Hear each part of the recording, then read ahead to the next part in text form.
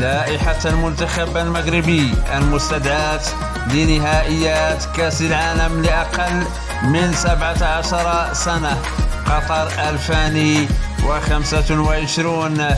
حراسة المرمى سفيان الإدريسي، شعيب بلعروش، ياسين بداوي.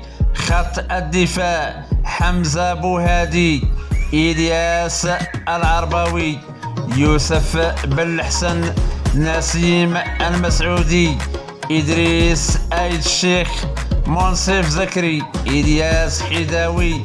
خط وسط الميدان إلياس السعيدي، عبد الله وزان، وسيم الدرداق، وليد بن صلاح، زكريا الخلفاوي. خط الهجوم يونس البيداوي، زياد بها، إلياس بن مختار، نائل الحداني، إلياس العود، عبد العلي الداودي. المدرب نبيل بها.